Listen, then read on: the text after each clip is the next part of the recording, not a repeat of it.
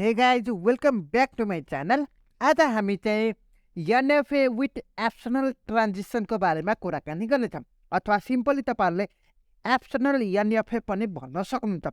यहाँ हेर्न सक्नुहुन्छ म तपाईलाई एक्जाम्पलको रूपमा यो सिकाउने छु आजको भिडियोमा।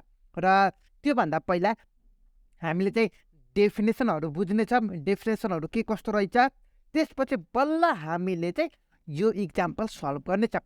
यो हाम्रो चाहिँ TOC को रहेको छ, जुन चाहिँ युनिट 2 को रहेको छ। यो भन्दा अगाडिको भिडियोमा म तपाईलाई अलरेडी NFA DFA को बारेमा, NFA को एक्जाम्पलहरु, DFA को एक्जाम्पलहरु, त्यसपछि DFA मिनिमाइजेसनहरु के हो अहिलेसम्म 45 वटा प्लस भिडियोहरुमा सबै कुराकानीहरु गर्दैको छु। र आजको भिडियोमा हामी चाहिँ NFA with Epsilon ट्रान्जिसन को बारेमा कुराकानी गरेछौं। ल अब कुनै पनि ढिला नगरिकन डाइरेक्ट डेफिनेसन तर्फ लागिहालौं न त। ल हेर्नु त, यसमा तपाईहरुको चाहिँ 5 वटा टुपल्सहरु रहेको छ, जुनमा तपाईहरुको q भनेको चाहिँ तपाईहरुको सेट अफ फाइनाइट स्टेट हो। अनि यो समेसन भनेको तपाईहरुको set of finite input symbol भयो। q0 भनेको तपाईहरुको चाहिँ इनिशियल भयो। f भनेको तपाईहरुको फाइनल स्टेट भयो। अनि यो डेल्टा भनेको तपाईहरुको चाहिँ ट्रान्जिसन भयो। यहाँ सक्नुहुन्छ ट्रान्जिसन फंक्सन जुन चाहिँ तपाईहरुको दुईटा स्टेटमा रहेको छ। यो चाहिँ तपाईले बुझिसक्नु होला। यहाँ हेर्न सक्नुहुन्छ। ल एक्जाम्पलको रूपमा यही क्वेशन नम्बर 1 को कुराकानी गर्दैछ। ल अब डाइरेक्ट एक्जाम्पल तर्फ लागिहालौं न त। हाम्रो चाहिँ 5 वटा टुपल्सहरु के रहेको छ अरे, हाम्रो डेफिनेसन अनुसार 5 वटा टुपल्सहरु के रहेको छ अरे, एउटा q भन्ने रहेको छ, एउटा एप्सनल भन्ने रहेको छ, एउटा डेल्टा रहेको छ, एउटा स्टार्टिङ सिम्बल, अर्को फाइनल सिम्बल रहेको छ। यति त हुने 5 वटा टुपल्सहरु जुन चाहिँ NFA with Epsilon ट्रान्जिसन भन्यो भने यसरी रहेको छ हैन र। ल अब हेरौं त, यो q भनेको अब नोटेसनहरु लेख्दै छम है त। यो q भनेको के रहेको छ र कुन सिम्बल हुने भयो, q0 q1 q2 q3 हुने भयो है त। ल तपाईहरुको यो सर्कल भित्र कुन छ त, त्यो चाहिँ q भनेको हो। ल q0, त्यसपछि q1, त्यसपछि q2, त्यसपछि q3 भयो। ओके। ल अब त्यसपछि यो समेसन भनेको अर्थ तपाईहरुको सिम्बल कुन युज भएको छ त, एउटा 0 अर्को 1 युज भएको छ। सो यहाँ चाहिँ तपाईहरुको 0 र 1 मात्र भयो। अनि यो q0 भनेको अर्थ तपाईहरुको के छ भन्दाखेरि स्टार्टिङ सिम्बल चाहिँ कुन चाहिँ छ त, स्टार्टिङ भनेको अर्थ एरो सुरुमा कुन चाहिँ छ त, q0 छ नि त। सो यो चाहिँ तपाईहरुको स्टार्टिङ सिम्बल भयो। बुझ्नु भयो। अब फाइनल स्टेट चाहिँ कुन चाहिँ छ रे, q3 भन्ने तपाईहरुको फाइनल स्टेट भयो। यतिसम्म त बुझिसक्नु भयो। अब यो डेल्टा कसरी पत्ता लगाउने त भनेर कुराकानी आउँछ। ल अब डेल्टा पत्ता लगाउनका लागि हामीसँग उपाय छ। ल हेर्नुस् है त, एउटा डेल्टा पत्ता लगाउनका लागि हामीसँग के कस्तो उपाय छ म तपाईलाई भन्दै छु। एउटा 0 को, अर्को 1 को हुने भयो, अर्को तपाईहरुको चाहिँ यहाँ सिग्मा के रे समेसनको पनि हुने भयो है त। म तपाईलाई बुझाइदिन्छु, चिन्ता नगर्नु न, म हुँदा तपाईले चिन्ता गर्नु पर्दैन।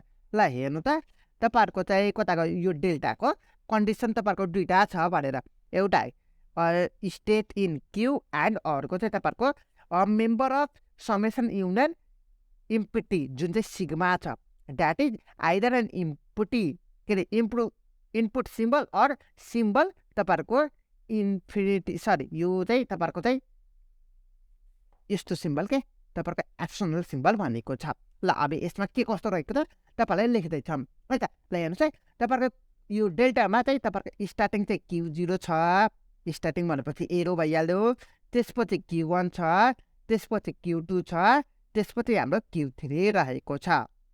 यो त बुझिसक्नु होला आई थिंक हो।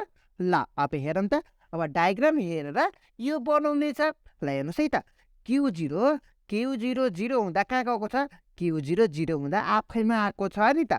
सो यहाँ चाहिँ तपाईहरुको q0 भयो। ल अब q0 1 हुँदा कहाँ गएको छ, q0 1 हुँदा q0 मा पनि छ, q1 मा पनि छ है त। ल हेर्नुस् है, q0 मा पनि छ, q1 मा पनि छ। ल यो त भयो। ल अब q0 बाट एप्सनल हुँदा कहाँ गएको छ त, q0 बाट एप्सनल हुँदा कहाँ गएको छ, कति गएको छ, गएको छैन। सो अब मेरो कुरा चाहिँ ध्यान दिनु होला। ल हेर्नुस् है, Q0 बाट एप्सिलनमा जाँदाखेरि एउटा सेल्फ हुन्छ, एउटा चाहिँ सेल्फ भन्नुपर्दा आफैमा जान्छ, अर्को चाहिँ तपाईहरुको स्टेट चेन्ज हुन्छ, जुन चाहिँ म तपाईलाई यो Q1 को बेलामा म तपाईलाई सिकाइदिन्छु है त। ल हेर्नु त, तपाईहरुको चाहिँ यो हाम्रो एप्सनलको केसहरु हो। यो एप्सनलको केसहरु एउटा चाहिँ सेल्फ भन्नुपर्दा आफैमा जान्छ, Q0 एप्सनल हुँदा एउटा आफैमा आयो हो, अर्को कुनै कतै गएको छ त एप्सनल हुँदा गएको छैन, सो Q0 मात्र भयो। ल अब Q1 को पालो। Q1 0 हुँदा कहाँ गएको छ, Q1 0 हुँदा Q2 मा गएको छ, सो मैले यहाँ त Q2 सिम्पली लेख्न त पाइयो। अब 1 को पालो। Q1 1 हुँदा कहाँ गएको छ, Q1 1 हुँदा कतै गएको छ, गएको छैन, सो यहाँ चाहिँ हामीले 5 लेखिदिन्छ। बुझ्नुभयो? आई थिंक बुझिसक्नु होला। ल अब 5 को केस आयो नि त। अब मैले अघि नै तपाईलाई के भनेको थिएँ भन्दाखेरि Q1 बाट 5 मा जाँदा सरी यो के रे यो तपाईहरुको के रे यो ट्रान्जिसन जुन चाहिँ तपाईहरुको सिग्मा एप्सिलनमा जाँदा Q1 बाट एप्सिलनमा जाँदा Q1 बाट एप्सिलनमा जाँदा एउटा सेल्फ भन्नुपर्दा आफैमा आयो हो, आफैमा आयो, अर्को कहाँ गएको छ, Q1 बाट यो एप्सिलल रिड गर्दाखेरि कहाँ गएको छ, Q2 मा गएको छ, सो तपाईहरुको Q2 यसरी भएको छ। बुझ्नुभयो? एउटा चाहिँ आफैमा Q1 बाट एप्सिलल हुँदा आफैमा, अर्को चाहिँ तपाईहरुको Q1 बाट एप्सिलल हुँदा Q2 मा गएको छ, त्यही भयो। अब Q2 को पाला। Q2 बाट 0 कहाँ गएको छ, Q2 बाट 0 बाट छैन, सो यहाँ चाहिँ मैले 5 लेखिदिन्छु। Q2 बाट 1 जाँदा Q2 बाट 1 जाँदा Q3 मा गएको छ, सो यहाँ चाहिँ Q3 मा भयो। अब सेम Q2 बाट एप्सिलल हुँदा कहाँ गएको छ, एउटा चाहिँ तपाईहरुको आफैमा गएको छ, Q2 भयो, अर्को कतै गएको छ, एप्सिललको बाट छैन, सो मात्र तपाईहरुको Q2 नै हुने भयो। बुझ्नुभयो? अब Q3 को पालो। Q3 मा 0 हुँदा आफैमा आएको छ, जुन चाहिँ तपाईहरुको Q3 मै भयो, जुन चाहिँ Q3 बाट 0 हुँदा Q3 बाट 0 हुँदा आफैमा छ, जुन चाहिँ तपाईहरुको Q3 मै भयो। बुझ्नुभयो?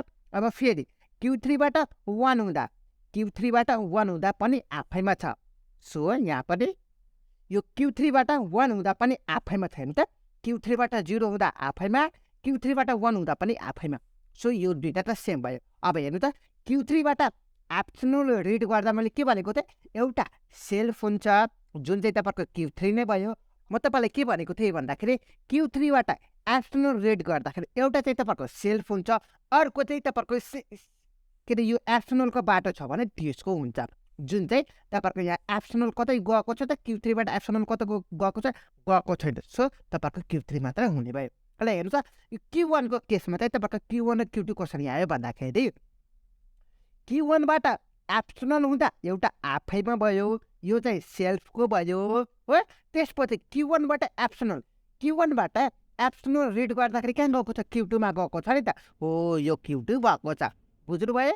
ल यसरी हामी यो ट्रान्जिसन टेबल भयो र यो चाहिँ तपाईहरुको 5 वटा टुपल्सहरुको यो चाहिँ नोटेसन भयो, यो 4 वटा भयो र यो चाहिँ तपाईहरुको गरेर शुद्ध गरेर 5 वटाका नोटेसन भएको छ। ल अब तपाईहरुको चाहिँ NFA जुन चाहिँ एप्सिलल NFA बाट DFA मा, त्यसपछि एप्सिलल NFA बाट NFA मा कन्भर्जन गर्दाखेरि तपाईहरुको यस्तो कन्डिसनहरु रुल्स एप्लाई हुन्छ, सो दैट मैले यो सिम्पली बुझाएको छु है त। ल अब फेरि पनि अब अर्को भिडियो तपाईलाई लिएर आउने नै छु, सो फर दैट तपाईहरुले च्यानललाई सब्स्क्राइब गर्नुभएको छैन भने च्यानललाई सब्स्क्राइब गर्न नबिर्सिनु होला, र तपाईहरुको नोटहरु ह्यान्ड रिटन नोटहरु सबै मेरो टेलिग्राम च्यानलमा छ, तल लिंक पनि तल डिस्क्रिप्सनमा राखिदिने छु।